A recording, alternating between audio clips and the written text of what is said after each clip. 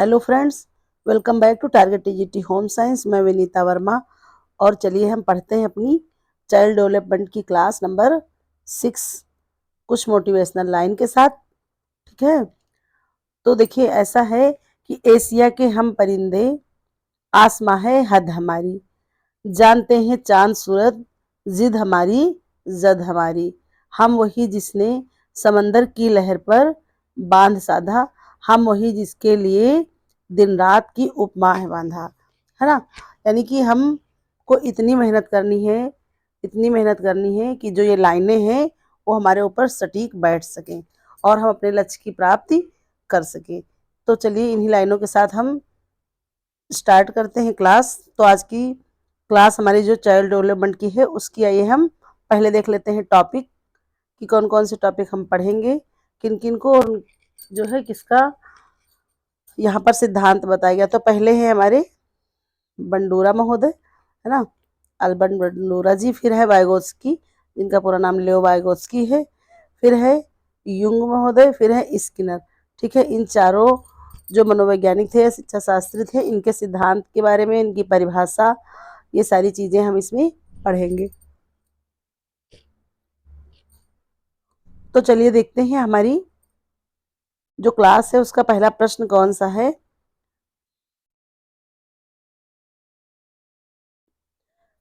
Bandura ने सामाजिक अधिगम सिद्धांत में कौन सा घटक शामिल नहीं किया है ना। जो बंडूरा महोदय हैं उन्होंने सामाजिक अधिगम सिद्धांत में कौन सा घटक शामिल नहीं किया। तो ए है ध्यान, बी है अवधारणात्मक संगठन, सी है अनुप्रेरणा, डी है स्मृति। तो देखिए यहाँ हमारा करेक्ट आंसर होने वाला है अवधारणात्मक संगठन, है ना। जो इनका जो है सामाजिक अधिगम सिद्धांत है बंडूरा महोदय का, उसमें इन्होंने अवधारणात्मक सिद्धांत को जो है इस संगठन को शामिल नहीं किया है। और अन्य चीजें, ध्यान हो गया, अनुप्रेरणा हो गई, स्मृति हो गई, इन सारी जो है चीजों को या इन सारे घटक को इन्होंने अपने सामाजिक अधिगम सिद्धांत में शामिल किया है। चलिए फिर देखते हैं नेक्स्ट क्वेश्चन। हमारा नेक्स्ट क्वेश्चन क्या कह रहा है। वाइगोत्स्की के अनुसार निकट विकास क्षेत्र जेडपीडी की अवधारणा किस पर आधारित है। जेडपीडी का मतलब होता है प्रॉक्सिमल, है ना, डेवलपमेंट। तो देख लेते हैं कि ऑप्शन क्या है।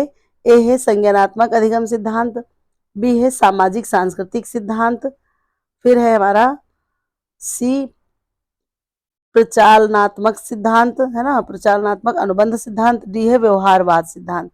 तो हमारा करेक्ट आंसर हो जाएगा ऑप्शन बी, सामाजिक सांस्कृतिक सिद्धांत। फिर चलिए देखते हैं अगला प्रश्न।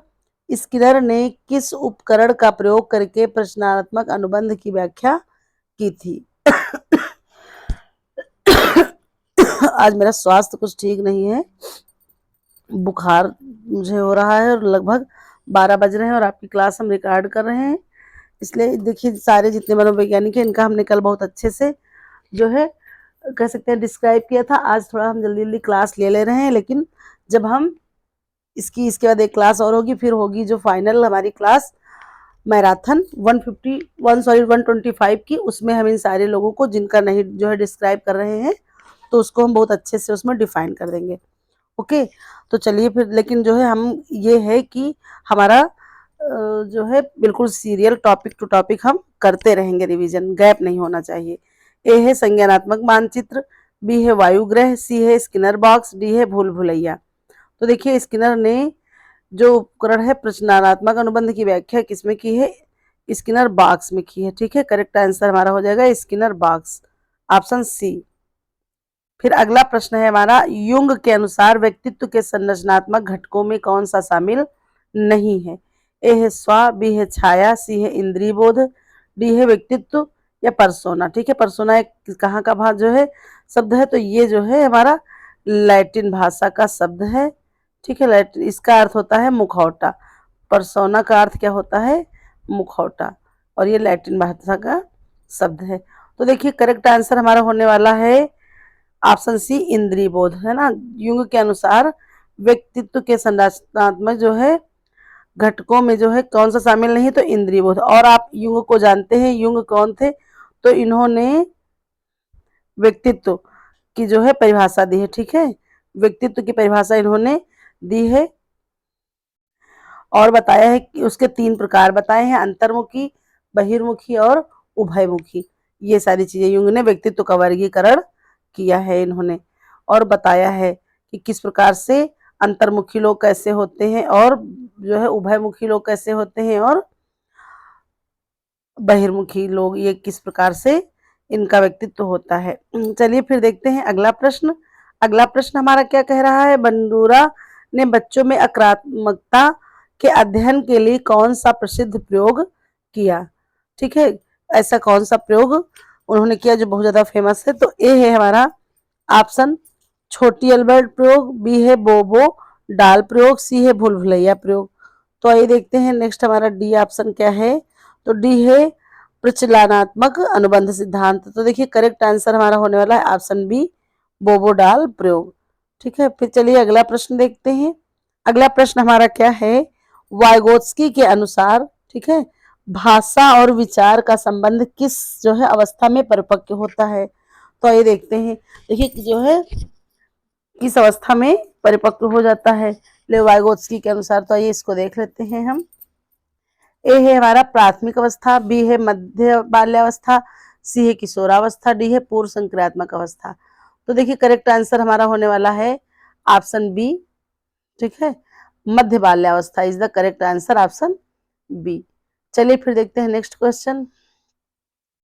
नेक्स्ट क्वेश्चन हमारा क्या कह रहा है, स्किनर के अनुसार सीखने की प्रक्रिया को सर्वोत्तम रूप से किस विधि द्वारा सुदृढ़ किया जाता है। ठीक है, और स्किनर का आप जानते हैं कौन सा सिद्धांत है, तो इनका जो है क्रिया प्रसूत सिद्धांत दिया था इन्होंने, और इन्होंने कबूतरों पर, चूहों पर, अनेक चीजों पर जो है इन्होंने अपना प्रयोग किया था। इन्हीं का जो है क्रिया प्रसूत सिद्धांत भी है।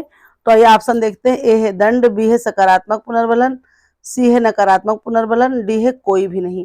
तो देखिए स्किनर के अनुसार सीखने की प्रक्रिया को सर्वोत्तम रूप से किस विधि द्वारा सुदृढ़ किया जा सकता है, तो वो है ऑप्शन बी सकारात्मक पुनर्बलन। ठीक है, सकारात्मक पुनर्बलन के द्वारा हम जो है इसको सुदृढ़ कर सकते हैं।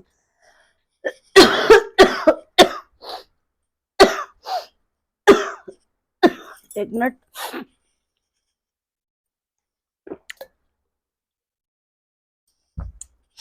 सॉरी। नेक्स्ट आइए क्वेश्चन देखते हैं।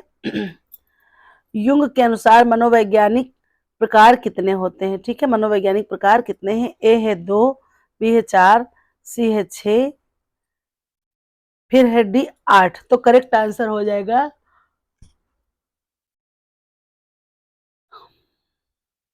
Option B 4।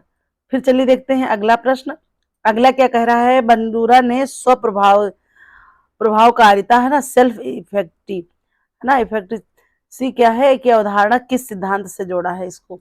तो इसको जोड़ा है इन्होंने आइए देखते हैं ऑप्शन, संज्ञानात्मक अधिगम सिद्धांत, बी है सामाजिक अधिगम सिद्धांत, सी है व्यवहारवादी सिद्धांत, डी है प्रचालनात्मक अनुबंध सिद्धांत। तो करेक्ट आंसर होने वाला है ऑप्शन बी सामाजिक अधिगम सिद्धांत। फिर चलिए देखते हैं अगला प्रश्न। अगला क्या है, वाइगोत्स्की के अनुसार अधिगम का प्रभावी रूप किस प्रकार निर्भर करता है। तो आइए ऑप्शन देखते हैं, ए है अनुवांशिकता, बी है सामाजिक संपर्क, सी है मानसिक आयु, फिर डी है शैक्षणिक वातावरण। तो देखिए करेक्ट आंसर हमारा हो जाएगा ऑप्शन बी सामाजिक संपर्क। फिर चलिए देखते हैं अगला प्रश्न। स्किनर ने कौन सी अवधारणा दी है, ए है सांकेतिक अधिगम, बी है प्रचलनात्मक अनुबंध, सी है पूर्वानुमान अनुबंध सिद्धांत, डी है संज्ञानात्मक पुनर्रचना। तो देखिए करेक्ट आंसर हमारा क्या हो जाएगा, स्किनर ने कौन सी अवधारणा दी है, तो ये हमारा करेक्ट आंसर हो जाएगा ऑप्शन बी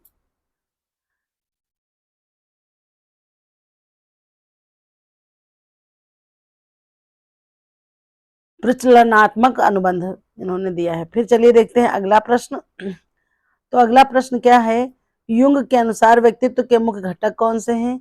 ए है आत्मा, मन और शरीर, बी है चेतन, अवचेतन और चेतन अचेतन, सी है अहम, छाया और स्व, डी है परिवरिश, पर्यावरण और संस्कृति। तो देखिए करेक्ट आंसर होने वाला है ऑप्शन सी, हमारा जो है करेक्ट आंसर हो जाएगा। अहम, छाया और स्व, ये जो है मुख्य घटक हैं। फिर चलिए देखते हैं अगला प्रश्न। अगला प्रश्न क्या कह रहा है, बंडूरा के सिद्धांत के अनुसार बच्चे कैसे सीखते हैं। तो ए है अनुभव से, बी है परीक्षण से और त्रुटि से, सी है मॉडलिंग से, डी है पुरस्कार और दंड से। तो करेक्ट आंसर क्या हो जाएगा, सिद्धांत के अनुसार बच्चे कैसे सीखते हैं, ऑप्शन सी मॉडलिंग से। फिर चलिए अगला देखते हैं प्रश्न।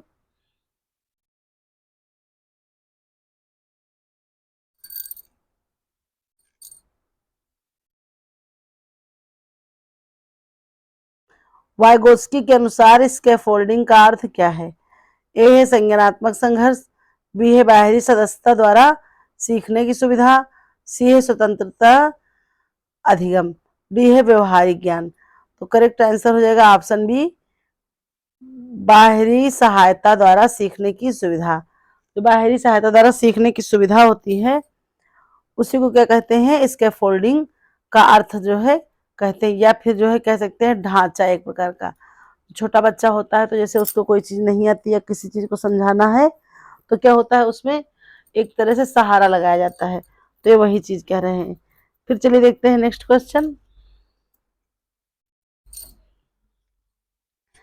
स्किनर ने किस प्रकार के अनुबंध को प्रस्तावित किया है।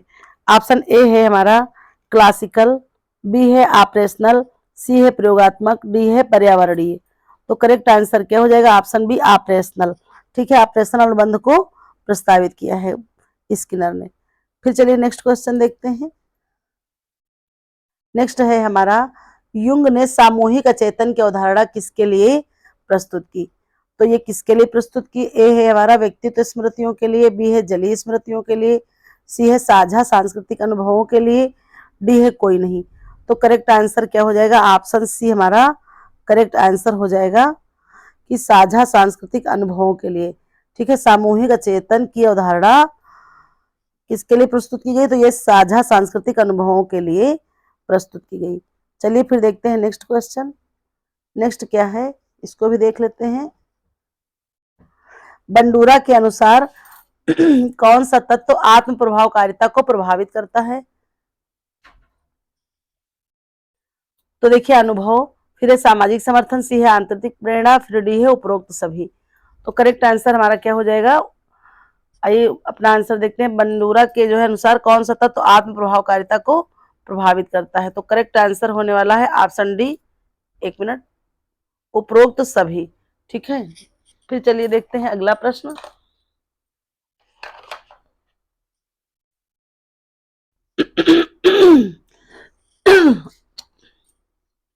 अगला प्रश्न हमारा है, वाइगोत्स्की के अनुसार आंतरिक भाषण किस अवस्था में महत्वपूर्ण होता है। तो किस अवस्था में महत्वपूर्ण होता है ये देख लेते हैं। ए है शैशवावस्था, बी है पूर्व संक्रात्मक अवस्था, सी है ठोस संक्रात्मक अवस्था, डी है औपचारिक संक्रात्मक अवस्था। तो देखिए इन सारी जो है अवस्थाओं को हमने कल डिफाइन किया ही था, तो उस अकॉर्डिंग हमारा करेक्ट आंसर हो जाएगा ऑप्शन में पूर्व संक्रात्मक अवस्था। फिर चलिए अगला है क्वेश्चन, स्किनर के अनुसार व्यवहार परिवर्तन का आधार क्या है। ए है पर्यावरणीय नियंत्रण, बी है अनुवांशिकता, सी है मानसिक प्रक्रियाएं, डी है जैविक विकास। Correct answer is the option A तपर्यावरणीय नियंत्रण। फिर अगला प्रश्न है हमारा, युंग के अनुसार एनीमा क्या दर्शाता है। ए है स्त्री के अंदर पुरुष तत्व, पुरुष के अंदर स्त्री तत्व, या फिर सामाजिक भूमिका, या फिर मानसिक विकार। तो करेक्ट आंसर हो जाएगा ऑप्शन बी, पुरुष के अंदर स्त्री तत्व। ठीक है, फिर चलिए अगला प्रश्न देखते हैं।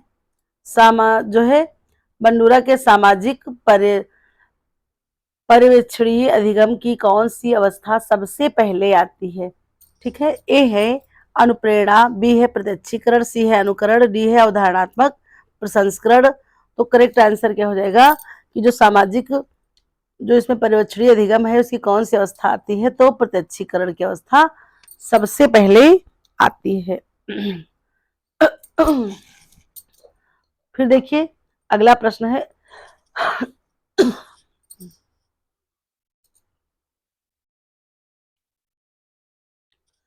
वाइगोत्स्की के अनुसार संज्ञानात्मक विकास में सांस्कृतिक औजारों की क्या भूमिका है?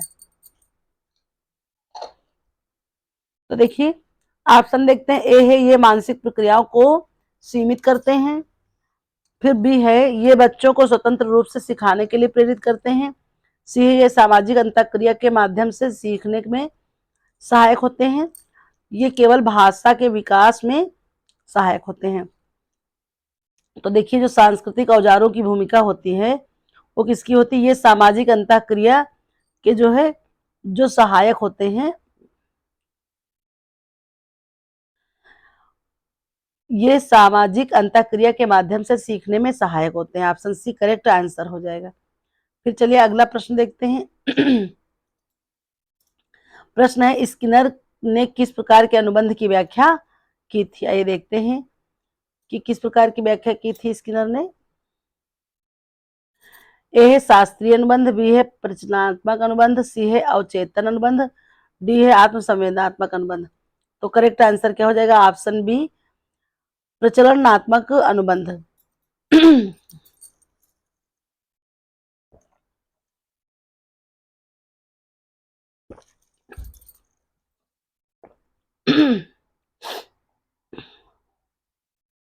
युंग के अनुसार सामूहिक अचेतन में क्या शामिल होता है? ए है व्यक्तित्व अनुभवों की यादें, बी है केवल नकारात्मक भावनाएं, सी है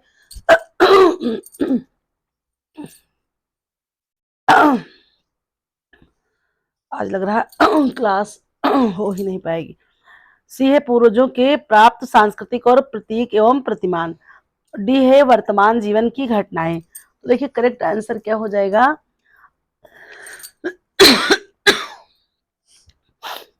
option C is the correct answer. पूर्वजों की से प्राप्त सांस्कृतिक प्रतीक एवं प्रतिमान ये सामूहिक चेतन में जो है शामिल होते हैं।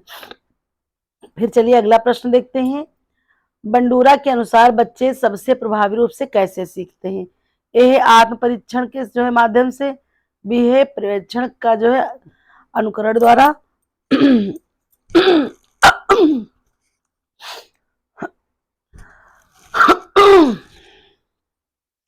सी है केवल पुरस्कार और दंड से, डी है संज्ञानात्मक पुनरावृत्ति के माध्यम से। तो करेक्ट आंसर हमारा क्या होने वाला है? ऑप्शन बी पर्यावरण जो है पर्यवेक्षण और अनुकरण द्वारा हम क्या करते हैं तो इसके द्वारा बच्चे सबसे पहले प्रभावी रूप से सीखते हैं। फिर जो है अगला प्रश्न है वाइगोत्स्की के अनुसार शिक्षक की भूमिका क्या होनी चाहिए? ए है बच्चों की जो है पूर्ण स्वतंत्रता, फिर है सामाजिक अंतःक्रिया को बढ़ावा, सी है केवल लिखित सामग्री पर ध्यान केंद्रित, डी है छात्रों को आत्म अन्वेषण के लिए छोड़ देना। तो करेक्ट आंसर क्या हो जाएगा? ऑप्शन बी सामाजिक अंतःक्रिया को बढ़ावा देना। इस तरह से क्या होगा? शिक्षक की भूमिका यही होगी कि वो जो है सामाजिक अंतःक्रिया को बढ़ावा दे बच्चों को सीखने से पहले। फिर अगला है स्किनर के अनुसार सकारात्मक पुनर्वलन है ना, पॉजिटिव रीइंफोर्समेंट का मुख्य उद्देश्य क्या होता है? ए है व्यवहार को कम करना, बी है व्यवहार को बढ़ावा, सी है व्यवहार को अनदेखा करना, डी है व्यवहार को पूरी तरह समाप्त करना। तो देखिए स्किनर के अनुसार जो है सकारात्मक पुनर्वलन का उद्देश्य होता है व्यवहार को बढ़ावा देना। ऑप्शन हो जाएगा बी करेक्ट। फिर चलिए देखते हैं अगला प्रश्न। युंग जो है के अनुसार छाया का क्या अर्थ है? ए है व्यक्तित्व का सर्वोत्तम रूप, बी है अवचेतन में छिपे नकारात्मक और दमन किए गए पहलू, फिर है सामाजिक रूप से स्वीकार्य व्यक्तित्व, डी है केवल सामाजिक स्वीकार। तो करेक्ट आंसर क्या हो जाएगा? केवल जो है सकारात्मक विचार। तो जो है अवचेतन में छिपे नकारात्मक और दमनात्मक किए गए पहलू। फिर देखिए नेक्स्ट है हमारा क्वेश्चन। बंडूरा का पर्यवेक्षणीय अधिगम सिद्धांत किस मनोवैज्ञानिक दृष्टिकोण से संबंधित है? ए है संज्ञानात्मक, बी है व्यवहारवाद, सी है मनोविश्लेषणवाद, डी है मानवतावादी। तो करेक्ट आंसर क्या हो जाएगा? ऑप्शन ए संज्ञानात्मक। बंडूरा का पर्यवेक्षणीय अधिगम सिद्धांत जो है संज्ञानात्मक मनोवैज्ञानिक दृष्टिकोण से संबंधित है। उसी से जो है जो जीन पियाजे का है उसी से संबंधित है थोड़ा थोड़ा। फिर चलिए देखते हैं नेक्स्ट क्वेश्चन। तो नेक्स्ट हमारा क्वेश्चन है वाइगोत्स्की के अनुसार जो है स्कैफोल्डिंग का मुख्य उद्देश्य क्या है? ए है बच्चों की संज्ञानात्मक स्वतंत्रता को सीमित करना, बी है बच्चों की जो है विकासात्मक प्रक्रिया में अच्छी तरह से स्थायी अस्थायी सहायता प्रदान करना, सी है बच्चों में केवल स्मृति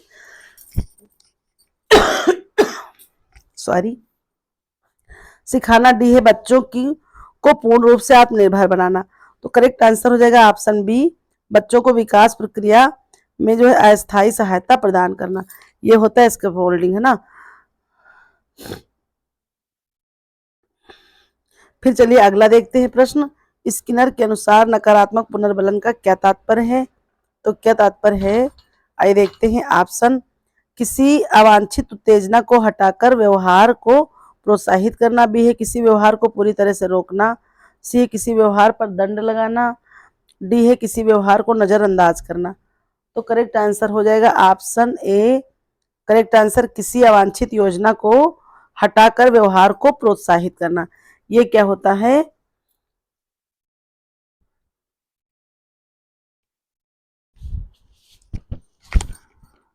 तो ये क्या होता है? नकारात्मक पुनर्बलन का तात्पर्य होता है। फिर अगला देखते हैं प्रश्न। युंग के अनुसार स्व का क्या कार्य है ना, यानी कि सेल्फ का जो है क्या कार्य है? ए है केवल अचेतन मन को नियंत्रित, बी है व्यक्तित्व के सभी पहलुओं को संतुलित करना, सी है केवल सामाजिक पहचान को बनाए रखना, डी है केवल बुनियादी आवश्यकताओं को पूरा करना। तो देखिए युंग के अनुसार स्व यानी कि जो है सेल्फ का क्या कार्य है? तो वो होता है ऑप्शन बी, व्यक्तित्व के सभी पहलुओं को संतुलित करना। ये होता है युंग के अनुसार स्व का जो कार्य होता है, यानी कि सभी पहलुओं को संतुलित करना, यानी कि जैसे इन्होंने 3 बताए हैं, व्यक्तित्व के अंतर्मुखी, बहिर्मुखी और बहिर्मुखी, वो सारी चीजें और अन्य चीजों को जो है बैलेंसिंग करना, ये होता है स्व का कार्य। फिर चलिए देखते हैं अगला प्रश्न। बंडूरा का स्वप्रभावकारिता यानी कि सेल्फ इफेक्सी का जो है सिद्धांत किस पर केंद्रित है? ए है दूसरों के प्रति सहानुभूति, बी है आत्मविश्वास और क्षमता की व्यक्तिगत धारणा, सी है पर्यावरणीय प्रभाव, डी है केवल मानसिक रोगों का अध्ययन, बी है आत्मविश्वास और क्षमता का जो है व्यक्तित्व धारण। करेक्ट आंसर हो जाएगा ऑप्शन बी। जो स्व प्रभावकारिता का सिद्धांत है ये आत्मविश्वास और क्षमता की जो है व्यक्तिगत धारणा पर केंद्रित है। चलिए फिर देखते हैं अगला प्रश्न।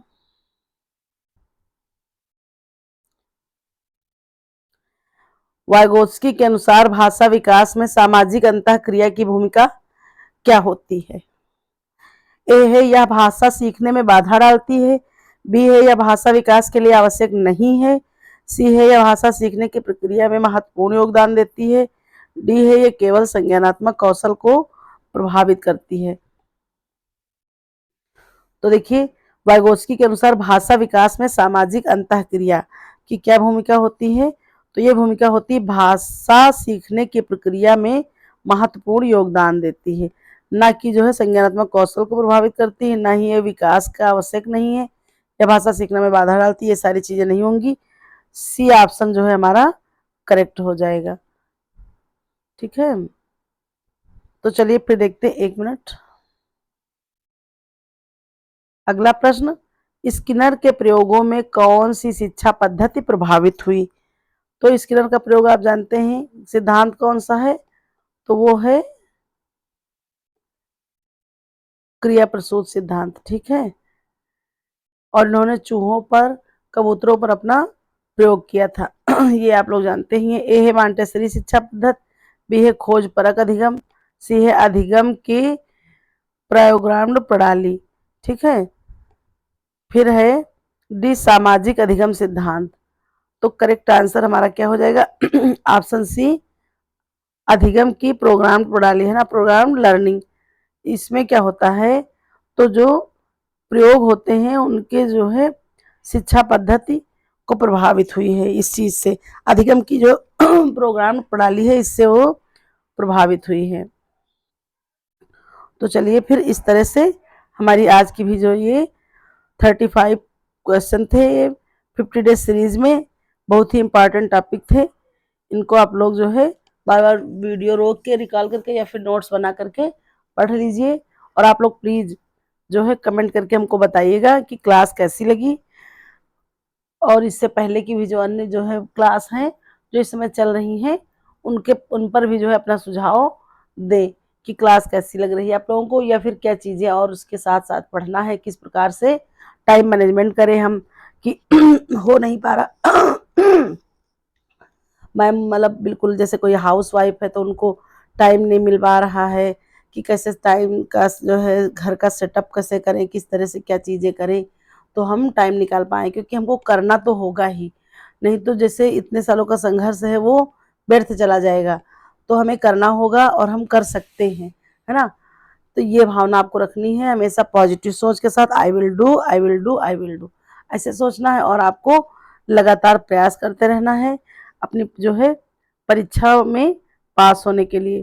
तो ये सारी चीज़ें ध्यान में रखते हुए आप लोग स्टडी करिए, फिर उसके बाद जैसा होगा तो उसको हम देखते हैं कि जो है क्या होगा। और उसके अलावा ये जान लीजिए कि हार नहीं माननी है, चाहे कुछ भी हो जाए, जैसी भी स्थिति है उस स्थिति में हमको क्या करना होगा, उस स्थिति में हमें जो है स्वीकार करना होगा और हमको